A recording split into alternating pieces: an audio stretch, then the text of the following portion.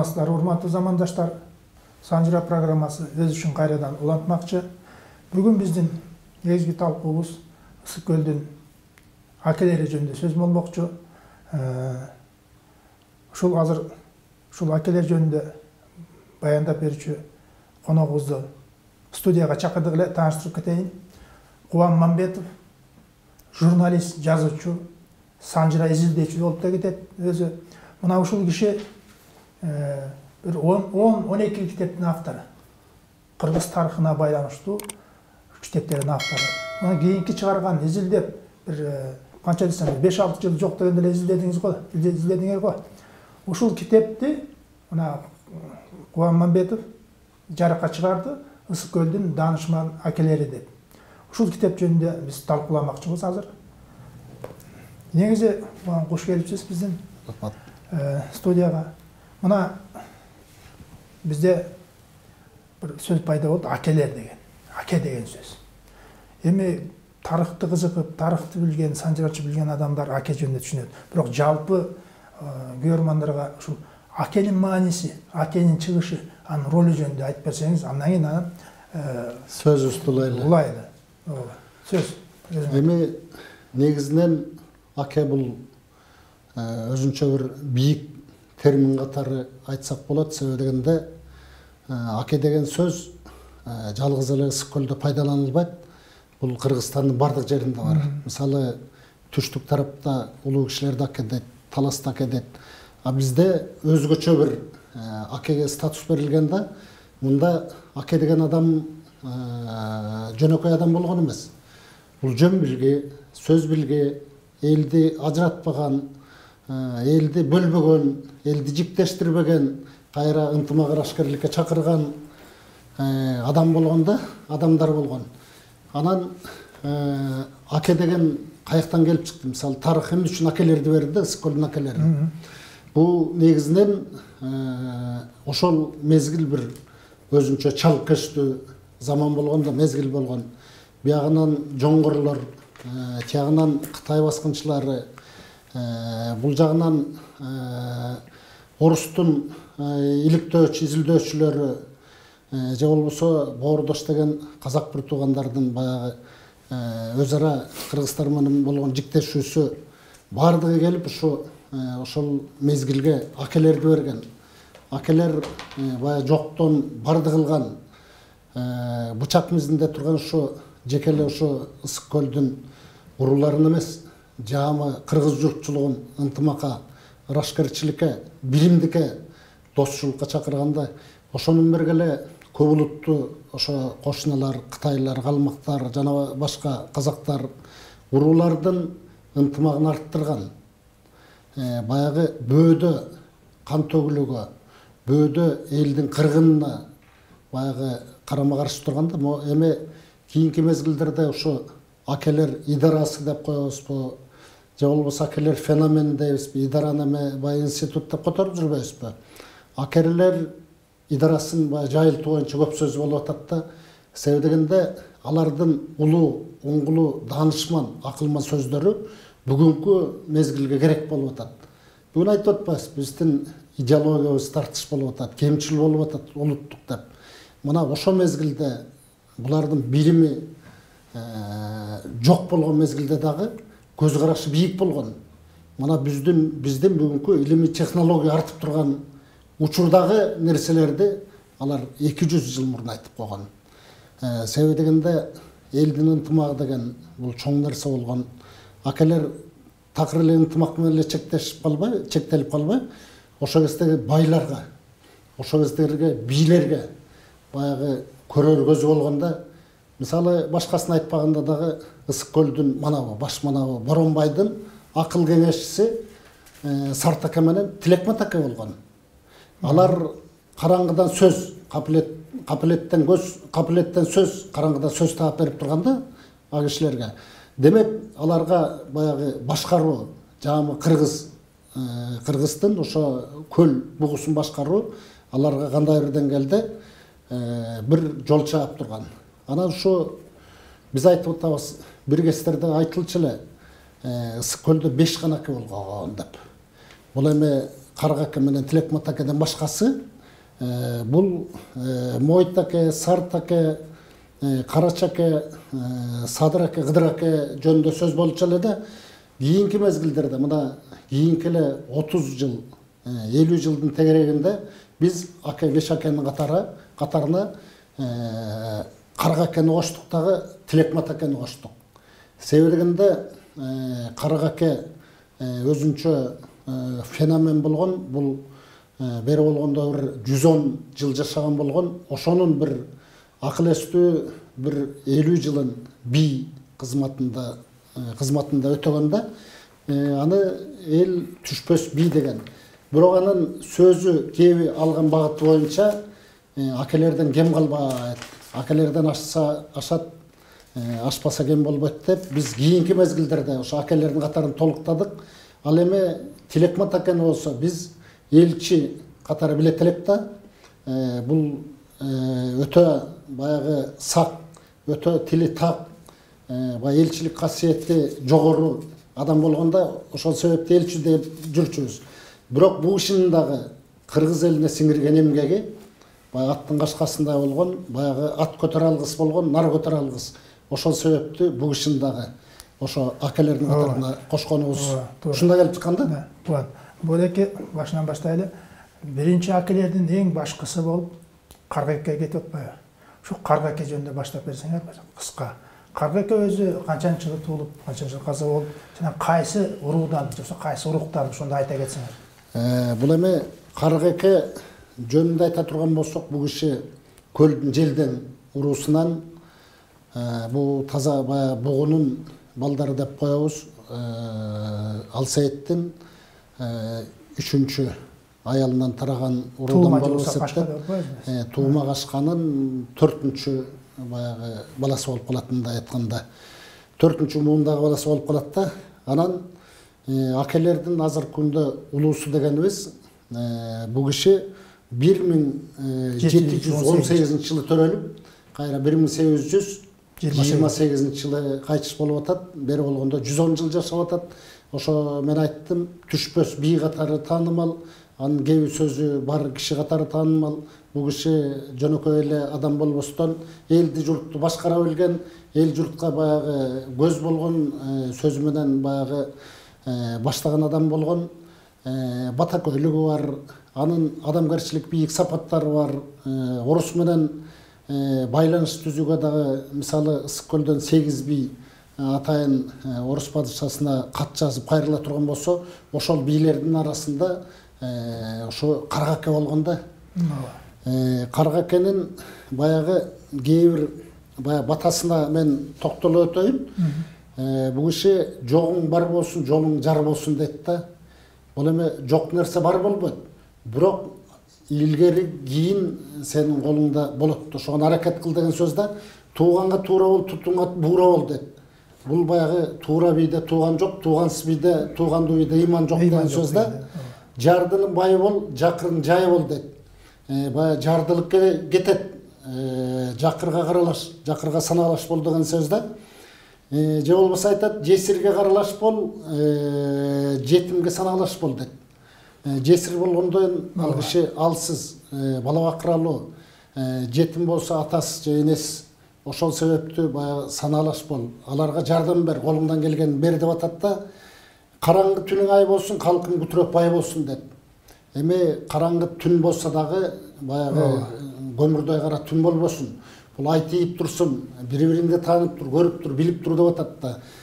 Калкың күтүрөп бай болсун дегени жеке эле байлар бай болбосун. Баягы бечаралар, баягы кара таман кедейлер дагы эл катарына, журт катарына кошулсун. Баягы эл көргөндү көрсүн, журт көргөндү көрсүн. Алар дагы күтүрөп бай болсун деген сөз да.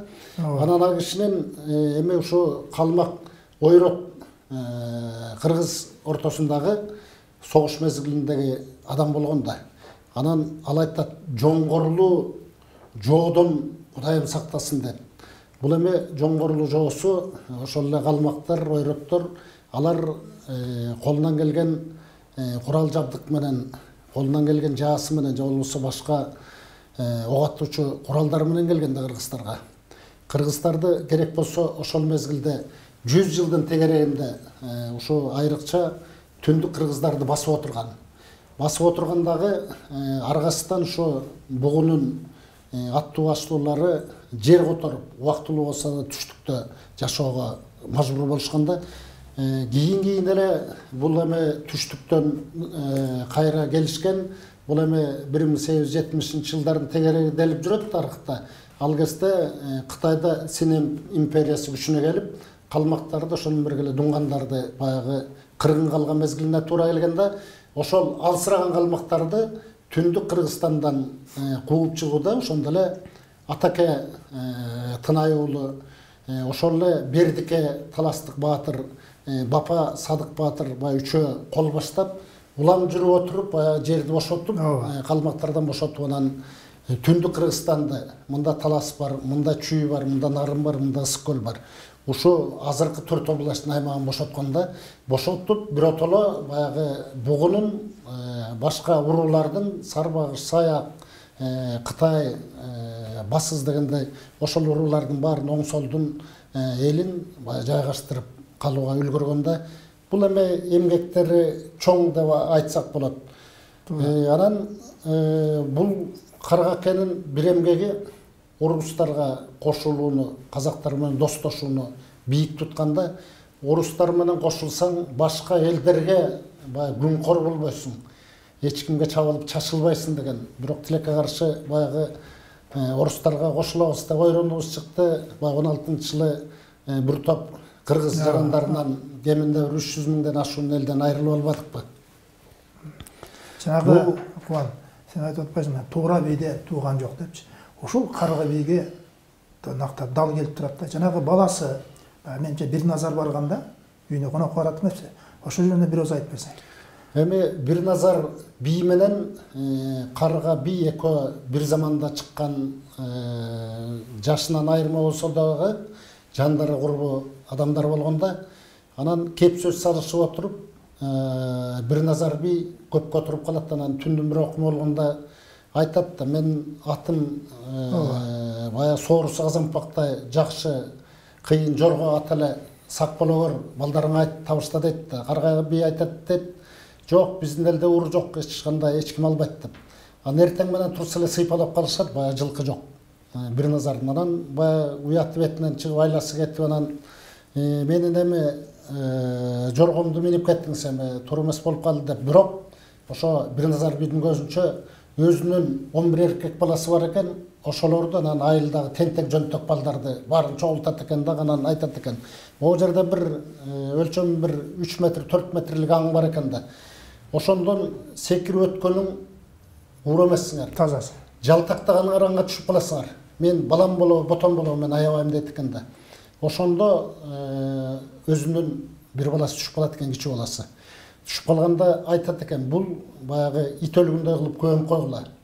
Менин мындай балам жок деп. Ошол бойдон баласынын атын эскерген эмес экен да. Анан Бирназар бий баягы мен жылкыман кештим, бирок баягы мингичиң менен жеткизип кой айылыма деген экен. Болбосо ошонун калыстыгын, ошонун төптүгүн, ошонун адилеттүүлүгүн карап туруп, анан ошондо баа берген экен да. Өз баласын айткан. Мен балам деп айтпагыла. Экинчи мындай балам жок. Жарды кулатып жүздөтүп салгыла, экинчи балам деп айтпагыла деп айткан. Мына туура бийде тууган жок деген сөз дал ушул Карга бийге дал келип турат да. Эми экинчи бул 1780-жылы 1745-70 жылган Мойтаке. Ушуга да токтолуп кетсеңер. Ана бир дагы суроо. Бул акеликти качан ыйгарышты эл? Жана бизден 3-4 аке бар эле, азыр 7 аке деп чыгып кетип атпайсызбы? Ошо болжолду билесизби? Кайсы жылдары акеле деп эл баягы эл көтөрүлүп, ушуларга аке деген наамды берген. Бул эми мен жогоруда айтпадымбы? Аке деген наамды бир гана адам берген эмес. Бул жалпы журт көтөргөн да. Ооба. Бирок кандайдыр бир деңгээлде кимдир бирөө сунуш этиш керек да. Жыргалаңдын боюнда ошо бугу сарбагычтардын чоң жыйыны болуп калган экен. Ошондо Тилекмат элчи Мойтаке менен Сартакеге айткан экен, сунуш кылган экен элгечи, агайын туугандар, мынакей бул кишилердин эл журтуна сиңирген эмгеги атан төө көтөргүч болду. керек болса мүнүшкөр, керек болса саяпкер, керек болса сөздүн атасы, кептин атасы, бул кишилерди аке кылбаганда биз кимди кылат элек деп анан баягы сунуш кылганда эл журт эмеспи, баягы кошколдоп кеткен экен да. Ооба, болсун болсун деп анан эки аке болгондон кийинки мезгил ошо өзү ылгап, өзү тандап отуруп, ошол эле Садыр акени, ошол эле Карача акени, ошол эле Кыдыр акени алып чыкканда мында бир нерсеге көңүл бөлүш керек да. Менимче бул акелер баары эле ушу жети тең ысык көлдөн чыккан же болбосо бугунун тукумдары эмес. Туура. Айталы бири түштүктөн келген, бири түндүктөн келген. Ал эми Карача аке жөнүндө сөз кыла турган болсок, бул киши калмактан келген киши. Сөз кылабыз. Мына 1800 болжол менен 1840 жылдар. 40 жылдары. Ушул жерден Сарт аке менен Мойт акени көтөргөн дейт. Анда Карга аке көтөрүлгөн эмеспи? Карга аке агесте баягы көлдүн сакалдуусу бии катары таанылган киши болчу деп. Карга акени айтпадым, кийин эле мынакей. Кийинки эле 30 жылдын тегерегинде акенин катарына кошулуп атат да. Тиги Мойт аке жөнүндө айтып берсең. Мойт акеми бул киши алды менен кепти сөздү күтө билген, түтө билген, кастарлай билген адам болгон. Анан мен бул жерден бул кишинин саяпкерлиги, бул кишинин көз ачыктыгы, бул кишинин мүнүшкөрлүгү жөнүндө айткым келип турат да. Бул көз ачыктыгы мындай чоң казактарда бир той өтүп калат дейт. Ошол тойго өзүнүн гергашкасы бар экен. Ошону кошом деп байгеге кошом деп барса эле теги кулун кезинде жоготкон дагы бир гергашкасы байгеге кошулуп атат дейт күлүктөрдүн катарына. Анан а киши алып туруп эле өзүнүн гергашкасын эмес, алдыга келаткан гергашканы сүрөп чыгат экен да, сүрөңү алып. Казактыкын, казактын гергашкасын. Ошондо эл журт айтат дейт, бул караган шал карап калды ғой деп казактар айрыкча. Эмне үчүн казактыкын сүрөт өзүнүн аты келет го экинчи деп. Десе анан болбой эле анан тизгинден алып эле баягы биринчи келгенде казактын күлүгү келгенде алып чыгыптыр да. Алып чыкканда эл ортого түшөт. Коюңуз, сиздики экинчи келди. Тиги карабайсызбы десе деле болбойт дейт. Бул да меники деп. Анан караса коюндой окшош, бири-бирине эгиз малдай, козудай болуп окшошуп турат дейт да.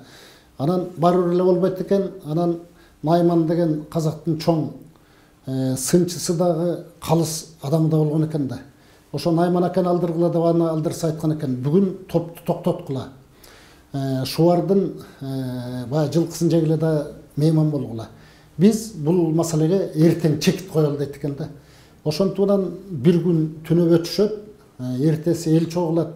Эл баягы уудуу болуп айтып атат да, кокуй, бул кандай кыргыздын чала эмне кылып атат? Эмне үчүн казактыкын талашат дегенде анан Найман айткан экен. Мынакей мен могу жерде 2 коро койдон 3 кой тандап алып калдым. Калган малды 2 корого бөлүп туруп жайытка жибербедик. Ушул 3 кой жакшылап карап алыңыз дагы. Сиз эгерде козуларын таап келе турган болсоңуз, анда айныксыз жылкы сиздики. Биринчи келген күлүк. Дейт экен. Анан 2-3 жигитти алып анан Мойт аке койлорду аралап жүрүп баягы 2 козуну табат экен. Анан 3-үнчүсүн таппай калат экен да. Анан таппай калганда келет 2 козуну өңөрүп алып эле эч сөз кеби жок келет дейт. Анан келгенде 2 козу 2 койго баягы жамырап атат дейт. Анан тигинин козусун эмне тапкан жоксуз десе, тигинин козусун союп жеп алыптыр деп коет дейт бай. Ошентип анан баягы 2 козуну тапканда баягы көз ачыктыгы ушул болуп атат да. Теги килейген бир 1000ден 2000 малдын арасынан баягы аралап таап келип атат. Таап келди. Анан аралап жүрүп таап келгенде ошо казактын бай айткан экен, баягы моюн курун моюнуна илип туруп анан кечирип койгула. Өлтүрсөңөр койсоңор, мен силердин колуңардан каркырадан бул кишини мен тай кезинде ушо күлүгүн урдуп алдым эле. Андан бери 12 катар биринчи орунду бербей келатат. Мен байгемди да берем, ошо күлүгүмдү да кыям ушул ишиге деген экен да. Эл айткан экен, ансы деле бересиң. Сени биз элден, казактан бөлүп чыгарабыз деген экен. Ошондо Мойт аке кайра арага түшүп, жок, силер антпегиле. Менин күлүгүмдү асырап, ушул күлүк катары багып, ушу мезгилге чейин жеткизген үчүн мен кыйдым. менин байгенди бергиле дагы, 2 байгенди бергиле, гүлүңдү кошо бергиле дегенде бериптир. Бирок Мойтакенин дагы кыракылын карабайсызбы?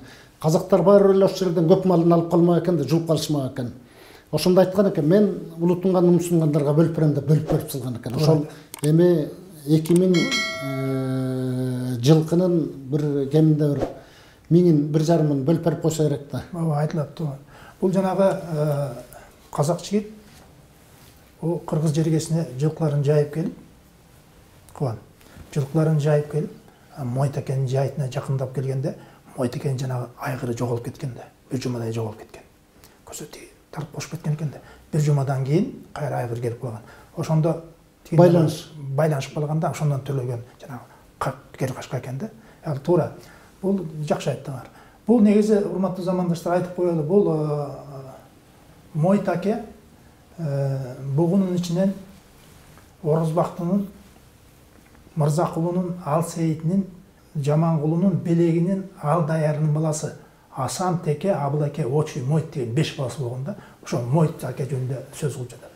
Уш эми куш таптап, бүркүт салып, ит агытып, өзүнүн баягы акыл өстүү мезгилин жакшылык, жамандыкка айкаш өткөзгөн адам болгондо, баягы элдин, журттун баягы сөз кебин угуп, кайра өзүнүн акылман кебин айтып, ошол мезгилде бош убактыларын ошо мүнүшкөрлүккө, саяпкерликке короткон адамда.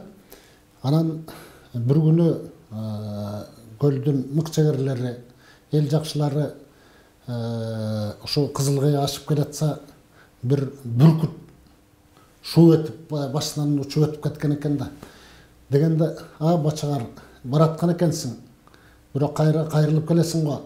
Жигиттердин бирөө ачайкырыкты салып бир кыйкыргылачы. Кайра келгенде астыңарга түшпөсө мага келгиле деген экен да.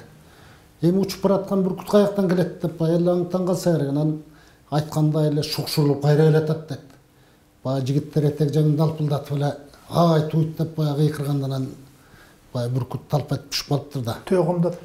Төгүмдөт башкасы анан түшүп калган экен. Анан жигиттердин бирөөнүн алып келчи десе, баягы бүркүттүн жүрөгү акылдап аткан экен дейт. Анан көтөрүп келсе, бул бир салар эле бүркүт турбайбы? Мунуңар арчышканды жеп аман эсен жүрсүн, кой бербей келе деген экен. Анан бул эми бүркүттү билген да. Ошол мезгилде бүркүттүн түлөк, бозум, тигил эле пул эле болуп баягы аттары бар да, ар бир мезгили. Ошолордун ар бирин билген да бул киши. Анан кайсы бүркүттү кандай алса, каяктан алып таптаса, мисалы кол бүркүтү, тала бүркүтү дегендер бар да. Кайсынысы кыйынчык болот, кайсынысы салгыр болот. Жана өзүң айтып атпайсыңбы, тогумдот деп. Ошол бүркүтү ачарчылык мезгилинде бир уруу журтту ошо кайберендердин эти менен багып алып калганда, ошол бүркүт ушунчалык кыйын болгондуктан баягы тепкен жеринде, баягы текени баягы алган жеринде бугуну дегендей кылып, ошентип анан аманчылыктан алып чыгып кеткенде, анан айтып атабыз, бул кишинин саяпкерлиги жана жогоруда айттык, бул өтө жылкы баласына кыйын киши болгондо, Мойтакенин дагы көрөгөчтүгү, табыптыгы жөнүндө да сөз болуп жүрөт да. Абайдылда көлдөгү Токой уулу Мойтакен алдырат дейт. Ошол кезде Балбай боюнда бар экен Иш кожонун аялы Айжан, катуу кыңкыстап оор абалында жаткан экен. Ошондо Абайдылда ошо келиним эмне болор экен, небере келиним, ушуну бир көрүп берсе экен деген экен. Ошондо келгенде келин чабалактап жөөлүп айла салты кетип жаткан экен. Анан карап туруп айткан экен, ой жарыктуу киши, бул келинде эч кандай оор жок. Ой болгону талгак болуп аткан турбайбы? Силер алгыла дагы тиги жолборстун жүрөгүн берип койгула, бул кишиден жолборс туулат деген экен. Бирок ошол мезгилде көл аймагында жолборс аттуу калган эмес экен. Айласы кеткенде карышкырдын көк жалын бай атып келип алып келиши, ошонун жүрөгүн берип туруп, анан талғанын жандырған екен. Ошондон кийин жанагы туулган мойну гүл жүйүп баягы эки жакка бурулбай төрөлгөн бала балбай деген сөз ушундан калып атат да. Ушунда айтылган, туура айтты. Бул табыкчылыкта жайы бар экен деп айтып. Бул Батакөйдөгү экен. Батакөй анан да бир табыкчылыгы ошол эле балбай катуу ооруп калган экен. Ошондо дагы айыктырган жагдайы бар экен. Батасы мисалы жаземдебей тийчү экен да. Айткан батасы жаземдебей тийчү экен дагы баягы бала сурасаң Мойтакеге бар дегенде мал сурасаң Чолпонтага бар деген бекеринен эмес да. А кишинин алкап койгон батасы айныксыз тийип турган экен да. Эми бул 3-чү катар менен келаткан бул Дөөлөс Сартаке жөнүндө сөз кылсаң Кубан.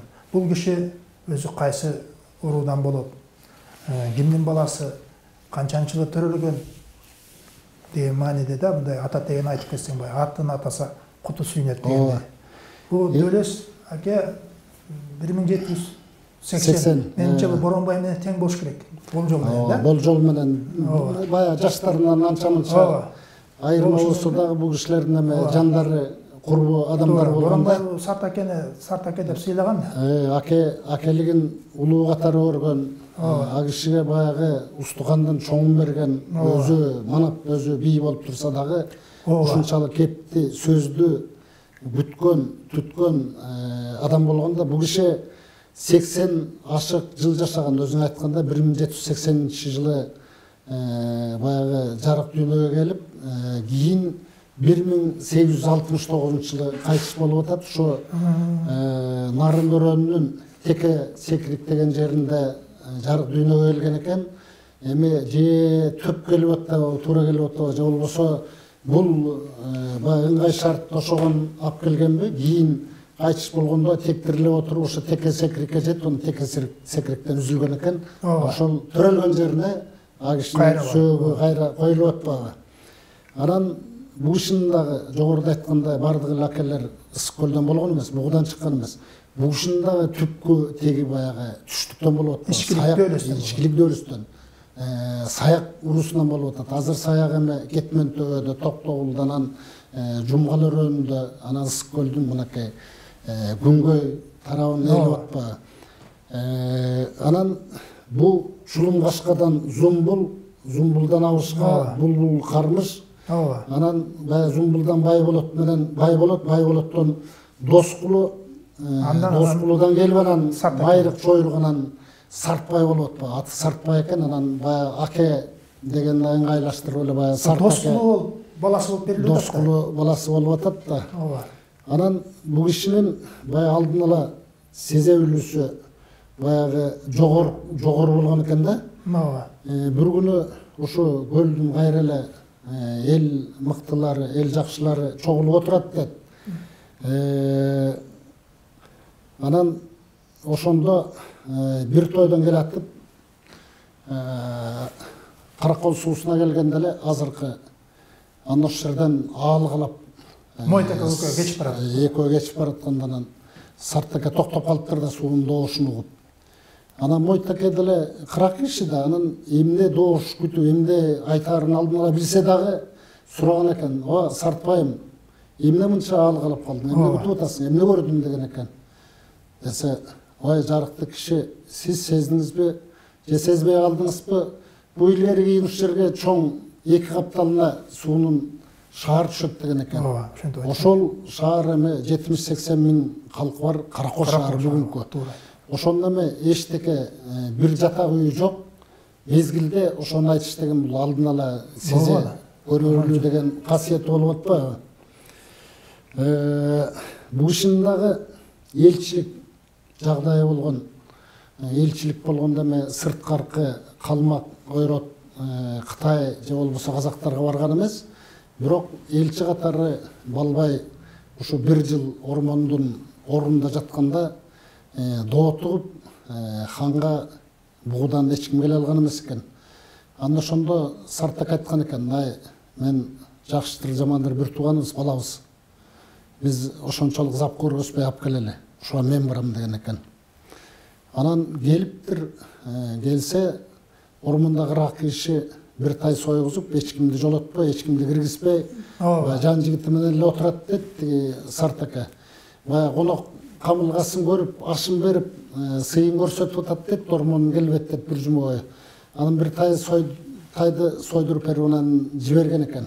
Баягы кыйын чыкма учасы дейт, ичети дейт, баягы чүйгүндөрү бар экен да. Жиберсе анан четине кичинекей кооз тийип туруп анан жигитине жедирбей анан табакты кетирип ийген экен. Кетирип ийгенде анан баягы жан жигит айтат, жарыктык киши булоолонгон тайдын эти болсо, өрүктөй болуп эзилип турса, ушундан бир суунуп калбадык го. Десе, жок, сен бул тайдын чоо жайын билген жериң жок. Дейт экен, анан сен кол сунуп алдыга чыкпа, ормон келсе секирип туруп учурашпа.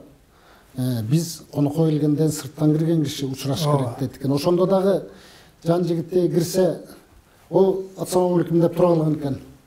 Көрдүңбү, мен айткан нерсени тутунган жоксуң дептир. Анан ормон эртеси кайра жанагындай эле бир тай сойгузуп алып келген экен. Анан алып келгенде Сарт ака лапшып жеп, анан жан жигитине айтат дейт. Бул сыйкырлуу тай болчу кечеги.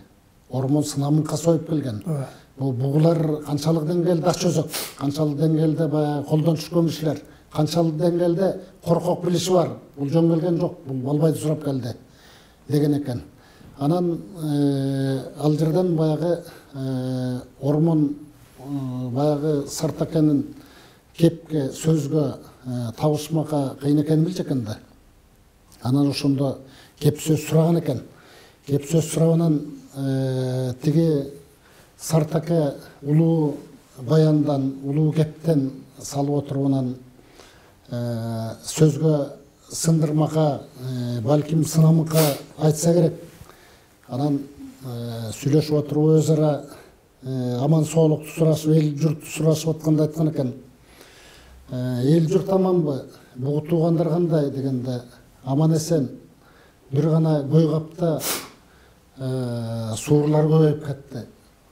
Аган капырлар аш керек көзүн артып атат деген экен. Анан атаң көрө ит бугу. Айтар элең айттың, кылар элең кылдың деп этек жеңин түрүнүп алып чыгып кеткен экен. Бай жан жигитти кайра таң калат да, бу эмне деген суур деп. Анан кайра бир жум өткөзүп турбай ормон кайра келип, эчтеке болбогондой тиги Сарт ака келип, Сарт ака, мен бугуда бир эле Боронбай кудам сөзгө чебер, кыйын эл билги, журт билги десем, Сарт дегенде акылман бар турбайбы. Келиңиз эми сөз сурашалы, кеп сурашалы. Эми сөзүңүздү улаңыз деген экен. Десе, эми баш кесмек бар ханым, тил кесмек жок. Балбай бир жыл жатат Ормузда. Анын кайсы күнөөсү үчүн кулагын кестирдиңиз?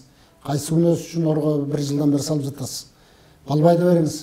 Балбай элдин баатыры, жекеле бугунук эмес, бул жамы кыргыз журтунуку деген экен. Ал аны кеп жок. Күнөөсү болсо керек. Курман кожонун кемпирлеринин бирөө баягы мокок кестиги менен кесип коюптур. Эми ал эмне экен, ал баатырга бир эки кулактын бирөө эле жарабайбы, жетпейби деп койгон экен. Десе мейли ошондой болсо дагы сурап келдим дептир.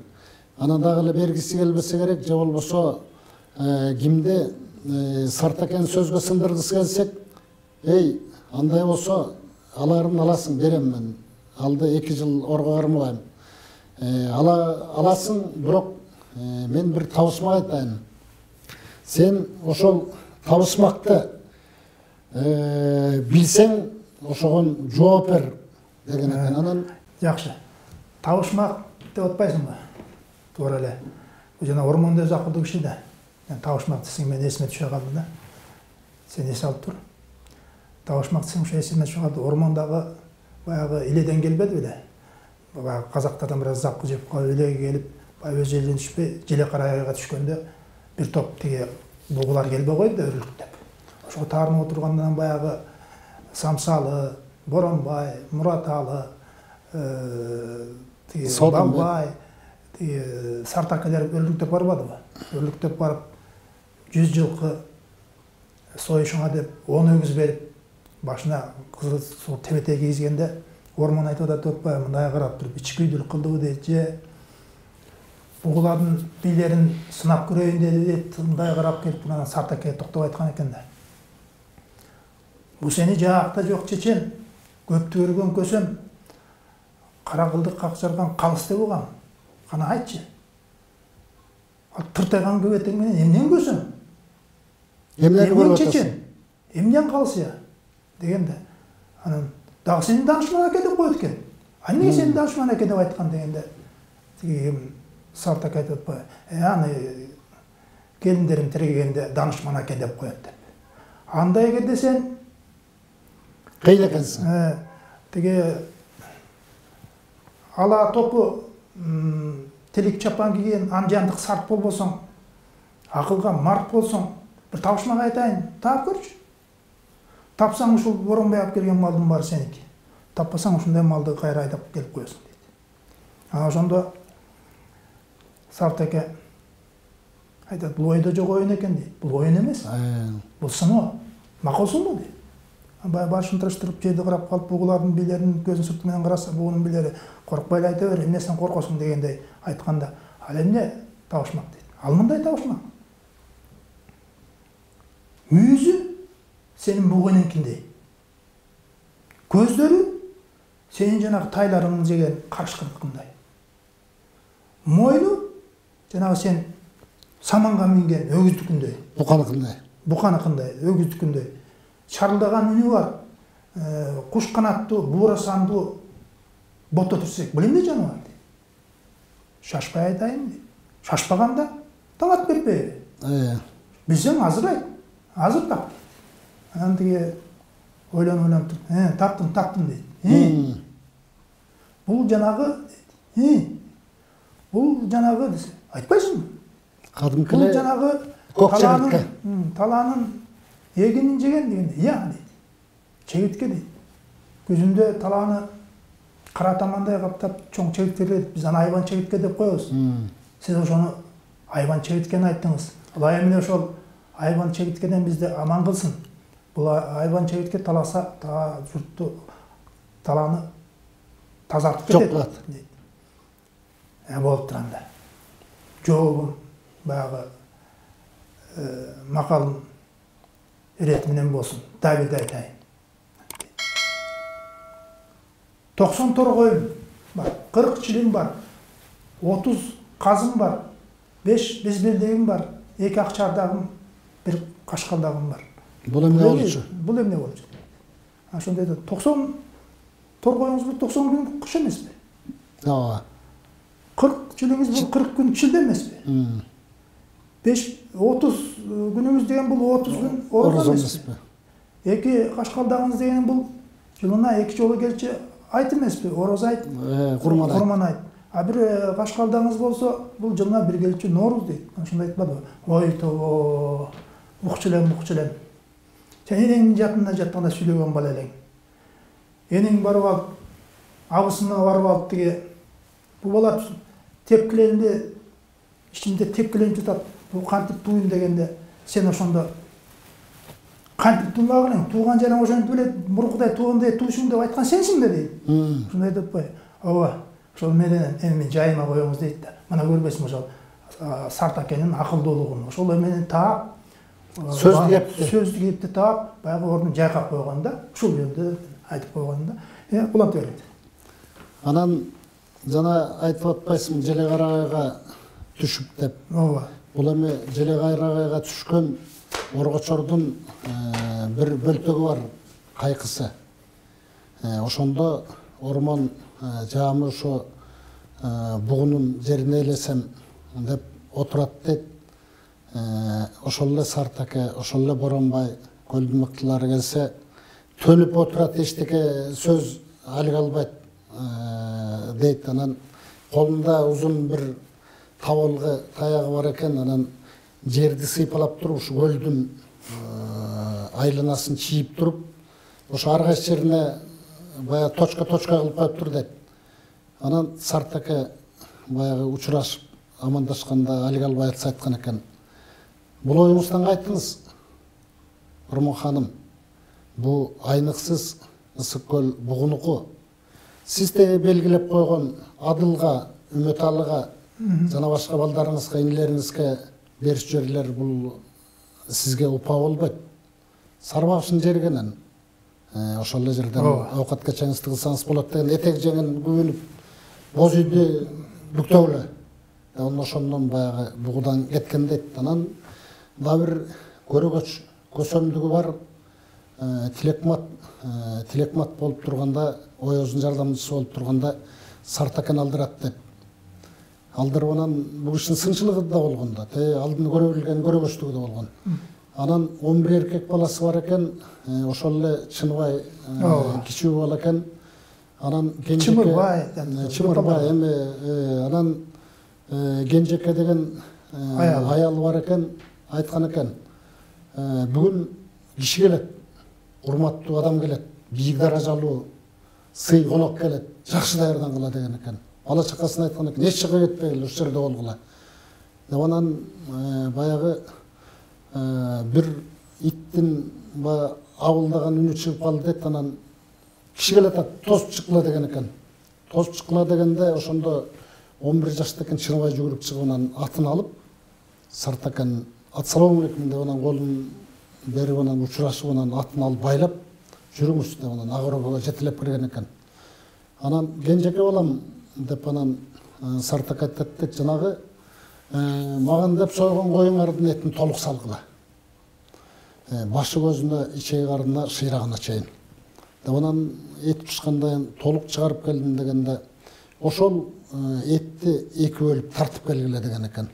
Эки бөлүп тартып келгиле деген конокко да сыгылып бизге алып келсиңер, анан калган балдар жесин деген экен. Ошону Тилекматтын оюн алдын ала туюп, сезип, анан бул балдарын сынатканы чакырган турбайбы? Мен деген экен. Ошондо Чыныбай алып туруп өзүнө каржылыкты анан башты алып, анан калган жылдырып койгон экен. Экинчи табактын агаларына, инилерине да анан карап отуруп айткан экен. Бул эл үчүн кызмат кылган, элге баш болгон ушул эле балаң чыгат экен Чыныбай. Калгандары эми жоомурто болушу мүмкүн, калгандары сураба. Туура айткан. Деген экен. Дегенде Тилекмат эми а киши элчилик кылып, элди аралап, журтту аралап, кепке, сөзгө түшүнүп калган киши экен. Калган балдарын сурабаптыр. Калган балдарын сурабаптыр да анан айткандай эле бу Чыныбай өтө күчтүү чыккан, өтө орустун тилин билген, билимдүү чыккан ошо Тилекмат жетишпеген нерселерди, кыргыз казагы ортосундагы баягы ар кандай пикир келишпестиктерди, орустар менен кыргыздардын ортосундагы өз ара алаканы мамилени баягы жөнгө салып жүргөн киши болгон да. Бу Караколдун оёзунун жардамчысы болгон экен. Жардамчысы болгон. Туура. Бир кездерде атасы болгон, кийин ошо ортодо Зарыпбек болгон, ортодо Өмүрзак болгон Боронбайдын баласы, ортодо Качыбек Шералы уулу болгон. Анан кийин келип анан мына уан өзүң айтып атасың, жанагы бир эле баласын сынаткан экен. Билген экен да Сартакеч сынатар. Бирок ушул жерде эки вариантты айтып жүрчүт да. Жанагы өзүң айтпайсың, конок келди дегенде Чыныбай биринчи чыгып салам берип атты алып жүргөн экен. Ошондо суратпай, балам, кимдин баласың? Аты кимсиң? Мен Тилекматтын баласымын, атым Чыныбай деп. Балам, акылдын көзү дарыянын өзү турбайсыңбы? Сен да атаң Тилекмат окшоп кийин элдин жүгүн тартат экенсиң. Аркылайт экенсиң. Жаман көздөн, жаман сөздөн алыс болгон деп. Карасаң, кыргызда эки мааниде айтылат да. Бирок баарлар келип эле ошо Чыныбайга такталат да. Бул туура сөз экен. Мына Тилекмат жөнүндө бир топ бирөө сөз айтып кеттиң. Тилекматтын дагы эмгеги абдан чоң болгон, аны бекеринен аке деп айткан эмес. Бул бизге көпчүлүгү Карачаке. Ушул ким Кубан Карачаке жөнүндө бир аз кеңирээк айтып берсеңер. Карачаке өзү кандайча аке болуп калды? Негизи эле аке деп кимдер муну көтөрүп чыгышты? Эми акелерге кайра эле мындай наамды эл берип атат да, журт берип атат да. Бул киши эми Шапак бийдин тонду баласы болгон да. Тонду баласы дегенде түздөн түз Карачаке баласы эмес, анын чоң атасы ооба Чулумбашка ошо Чүрүм ошол Шапак бийдин бакма баласы болуп атпайбы? туура Ал калмактан качып келген баланы ошо бугуда аңкылдак көбөк деген багып жүрөт дейт. Анан экөө тели тең туш бир кеп салалы, сөз салышалы деп анан Шапак баатыр бий келсе керек. Келсе аңкылдак көбөктүн үйүндө өзгөрүү пайда болуп калыптыр дейт. Баягы баары ордордун да жыйналган, малы байланган, асты тазаланган ушундай бир иреттүүлүк өкүм сүрүп калыптыр дейт. Анан бул жигитиңер ким? Чоочун чолпу көзгө урунуп атат да. Десе бул калмактан качып келген бала экен. Чоо жайын деле жакшы билбейм. Же тилим менен ашкара түшүнүп жибербейм.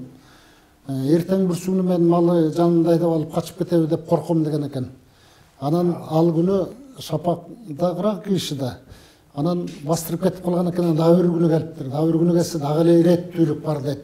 Дагы эле малынын баягы жылкысынын жону тырмалган, чөбү салынып турат, башка төрттүлүк шайма-шай болуп турат. Чүрүм жөнүндө айтып атасың. Чүрүм жөнүндө айтып атам. Анан бул жигитке ичим чыктыбы десе дагы ичим чыкпай турат дейт. Анда осы мага бербейсиң дейт экен. Ана мейли деп анан башоту менен бошотуп берет экен. Чүрүм ошонтон Шапак бийдин колуна кол, бутуна бут болуп, өйдө дөбө кылдыйда жөлөк болуп, анан ал кишиге чоң салымын кошуп кеткен экен да. Ошол эле Шералы баласы калмактардын, кытайлардын колуна түшүп калса, ошол барып Чүрүм барып бошотуп келген экен. Кандай айла амалды пайдаланды кантты ким билет? Бирок ошонун баласынан соо алып келип бошотуп келгени чындык экен. Туура. Анан ошонун небереси бул эми небереси болуп атат, чөбүрөсү болуп атпайбы? Чөбүрөсү болуп атат. Чүрүмдөн Эсенбай.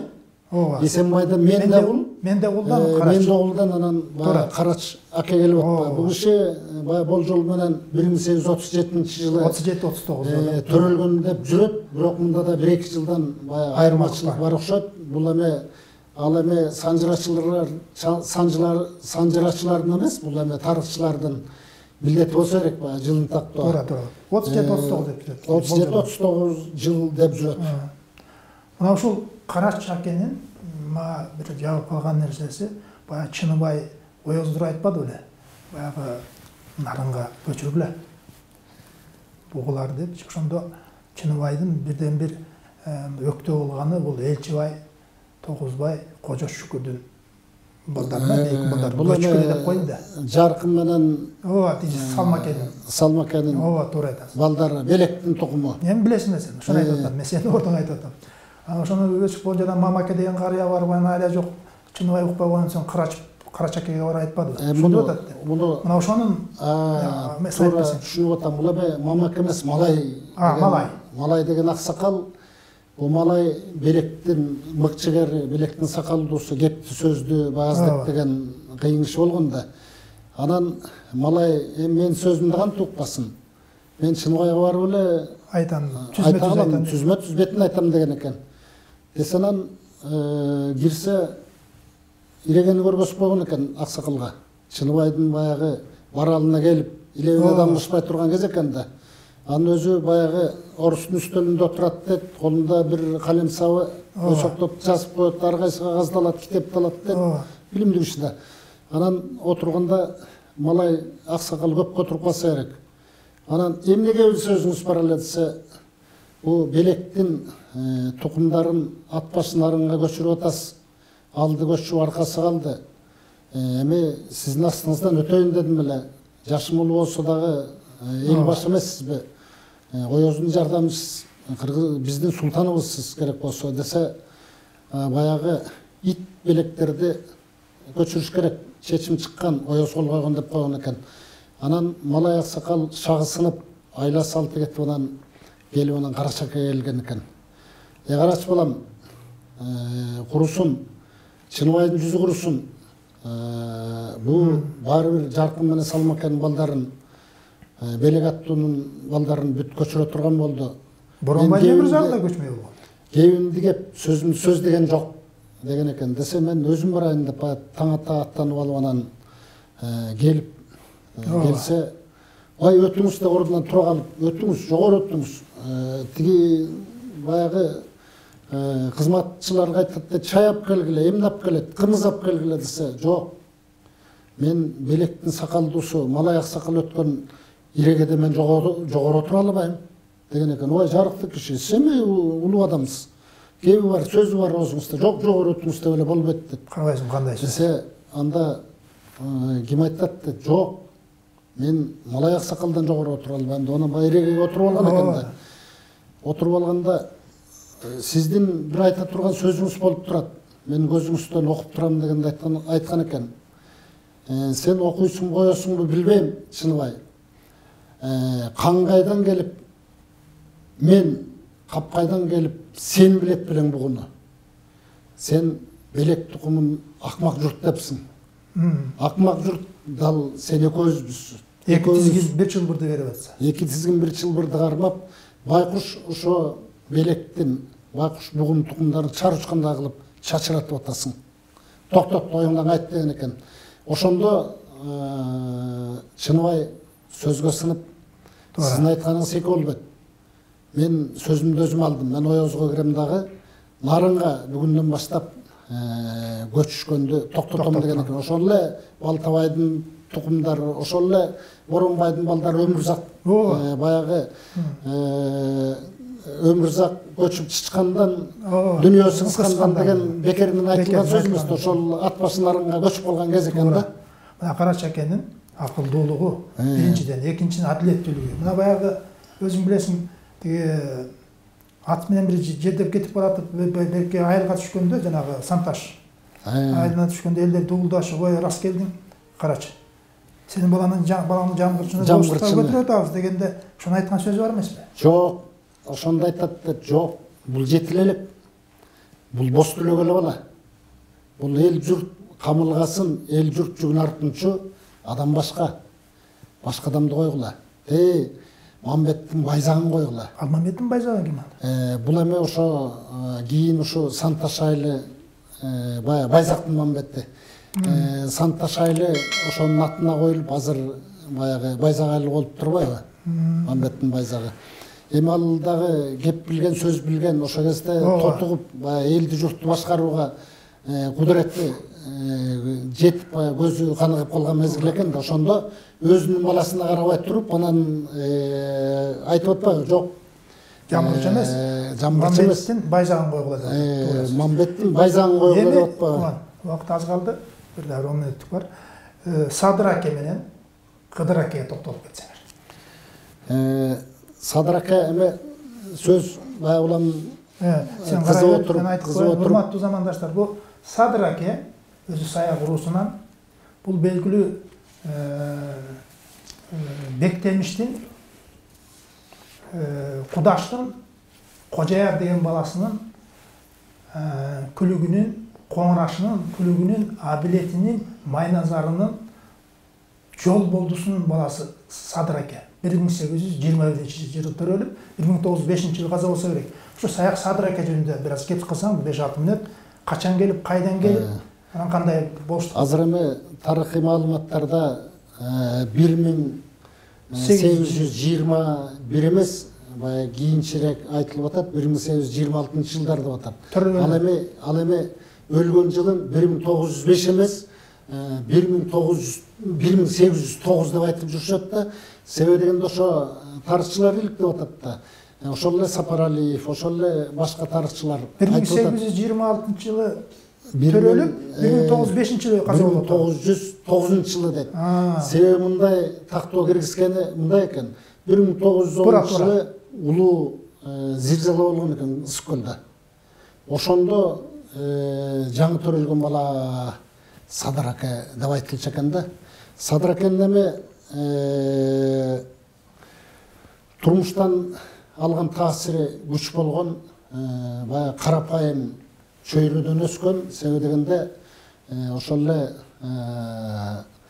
бугунун Ныша деген бийинин байынын жылкычысы болгон, жылкысын саап оокатын кылган, 40 жашка чейин кызмат кылган, кадимгидей эле кул, кутан, малай же болбосо жылкычы же жөнөкөй адам катары оокат кылганда, анан ошо кезде эле өзүнүн зеректигин, көз карашынын баягы тереңдигин, өзүнүн акылга зеректигин кемеңгер экенин көргөзө алганда, андан кийин анан барып анан эл журт баягы орусташуу кенен өкүм сүрүп, болуштук өкүм сүрүп калган кезде бул кишини болуш көтөрүшкөн экен.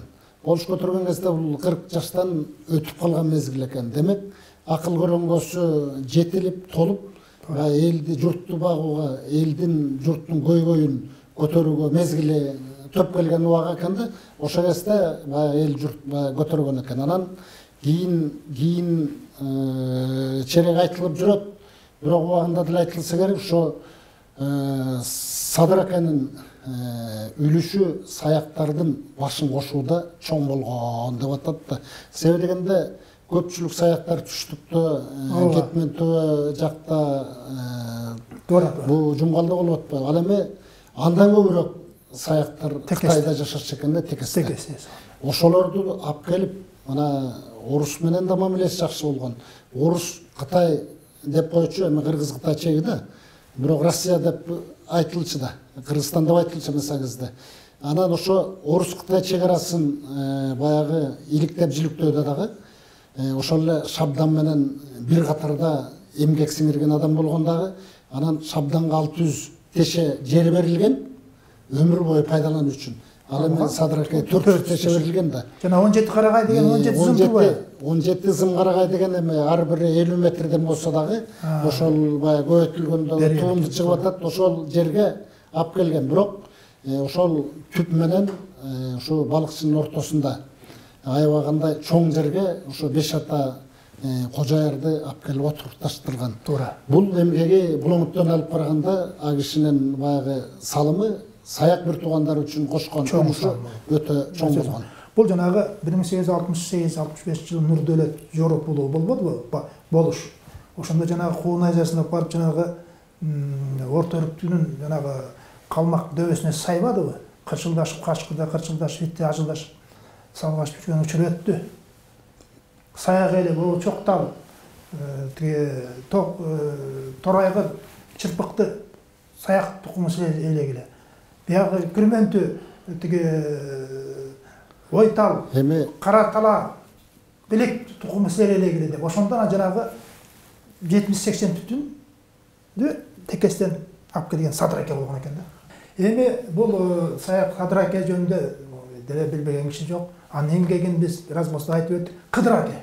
Эң акыркы бул арык тукумунун, арык жоот атырынын, күчүгүнүн, Сейит казысынын, бөбөнүнүн, Түлөбердисинин, Олжобайынын, Байсарынын баласы Кыдыраке 1843 жылы төрөлгөн киши.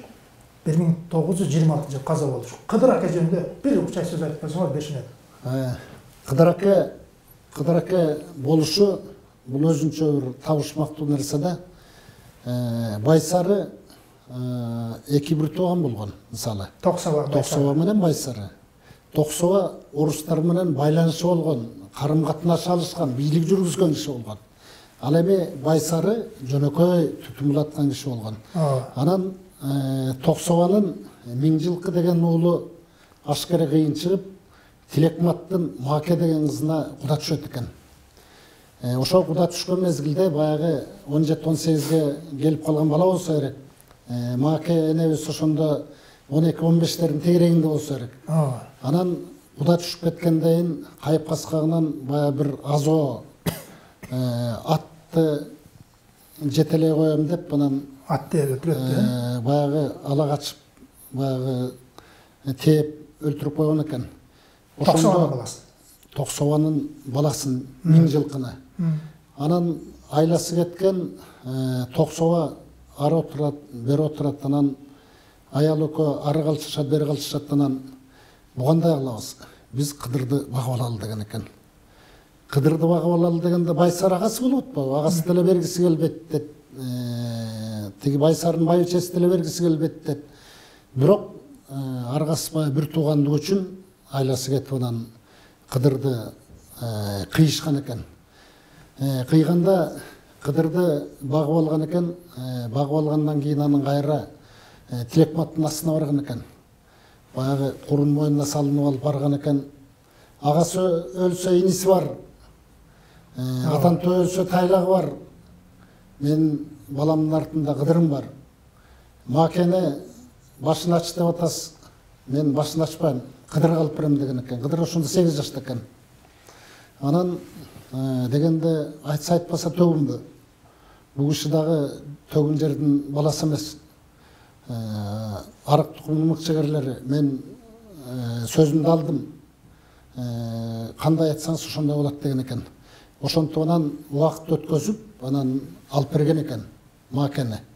Макени алып берип анан баягы Кыдыр акенин тукуму өсүп атканы ошондон болуп атпайбы. Баягы эки баягы улуу адамдардын тукумдарынан чыккан адамдар дагы эми Кыдыр акенин баягы шыйкыры бир кезде казактын кыйын чыкма сынчысы айткан экен. Кыдыр акени алып келип сыйлагылачы. Анан көз болгулу эмне кылат экен деген экен да. Анан баягы түштүктөн алып келген жаңгагынан, баягы мейизинен, анарынан баштап баягы кыргыздын не деген баягы дүйүм тамагын коюп, жылкынын этин, багылан козунун этин баарын койгон экен. Андеп анан сындап атканын казактын сынчысынын астынан өтөрүн билген экен. Кыдыр аке алып туруп, анан четинен эттин четинен бир кыя кесип анан нос тийип туруп анан баягы өзүнүн астындагы чыныга бир томолок баягы чакмак кант салып чайды ичип анан бастырып кеткен экен. Эчтекесине карабай туруп. Бастырып кеткенде баягы казак сурайт дейт, бул кишинин Кыдыр аке деп шыйкыры кайганда экен дейт экен. Десе шыйкыры ким билет, баягы сынчы айтып атат да. Шыйкыры ким билет, менин оюмча башында эле, керт башында деген экен. Анан баягы Кыдыр акенин баягы тукумдары, профессорлор бар, тигилер булар бар. Бирок Кыдыр акедей артынан туяк чыкпайт го деген сынчынын айтканы баягы туура келген экен да. Эми бирок Кыдыр акенин баягы өсүп өнгөн тукумдары бар. Кыдыр аке орустар менен байланышы болгон. Мына мисалы 13-жылы мамлекеттик думага ошол мезгилде Романовдордун 300 жылдыгына чакырган. Ошол жерде чоң тойдо ал киши катышып, өзүнүн жолборсун мереке берген экетер баласын, жолборстун баласын. Ошо падышага берген экетерине деп атам. Падышага берип, падышанын чоң сый урматын көргөн. Анан кайра келатканда эки трашманка менен эки куралчан аскерди жанына отургузуп кетирип атат дейт. Анан Кыдыр аке түшүп бир колу башын жууп же намазга жыгылайын десе керек. Анан эки орустун ою бузулуп баягы сакчылардын. Могу эки тиги падыша берген белек печкегин алып биз качпайлыбы дейт экен да. Анан деп алып Кыдыр аке түшкөндө артын караса трашманка кетип баратат дейт. Бир маалда эле тык токтоп турду. Токтосо баягы эки орус алда жалда баягы эс алып коркуп кайра келди дейт. Эмне болду десе, бир кара чаар жолборс, бир кызыл чаар жолборс алдыбыздан чыгып, биз мылтык октогончо кол сала турган болду. Биз аргасынан анан сизге келдик. Көрсө сизде шыйкыр бар экен. Орустун падышасы бекеринен сизге сый көрсөтүп, урмат көргөзүп, анан бизди коштотуп жиберген эмес экен деген экен. Анан бул кишинин эң эле улуу нерсеси, улуу үркүндө бул киши кемеңгерлик сөзүн айтканда, эй бурадарларым, силер оруска ок атпагыла, оруска каршы турбагыла, берүүчү солдатын бергиле, жериңерди алды, тооңорду алды, ташыңарды алды. Бирок баарын ала албайт. Силердин дилиңерди, дитиңерди ала албайт. Силердин эркиңерди сындыра албайт, майтара албайт. Жер силердики, эл эртелигеч, эл силердики, байлык силердики. Ошону кармап калгыла. Мен оруска барып келгенмин. Орус керек болсо аттын түгүндөй, ал эми кыргыз болсо аттын кашкасында калыппыз. Биз бөөдө баягы кырсыкка туш келбейли деген экен. Бирок баягы агесте чолок этек чокундук деп туруп, баягы Кыдыр акеге акарат сөз кылып, анан көпчүлүк эл баягы Кытайга көчө качып же болбосо орустарга ок атып, бөөдө жана 300 миң деп атабыз бөөдөсүнөн кырылып кеткени ошонун негизинде болгондо. Кыдыр аке кийин баягы Кыдыр аке 18 жашында болуш болду деп атпайбыз. Болуш болгондагы токсоганын баягы жардам аркылуу болгон. Ошондо Кененбай деген болуш болгон экен. Ошо Кененбайдын мезгили келип калса керек, убактысы бир 40-50 ашык жашап калса керек. Ошо жаш бала келип болуш болуп отурганда ичи чыккан эмес экен.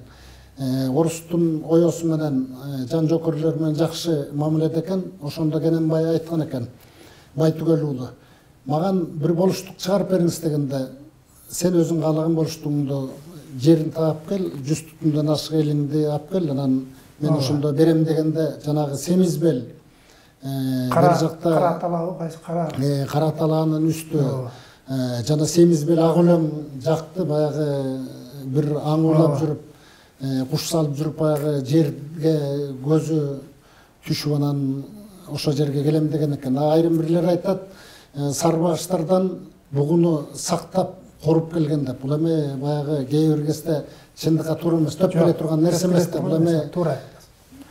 Эми мындай да, мен ошол Кереге Таш айылында төрөлдүм. Кыдыр аке да Кереге Таш айылынан кайтыш болду.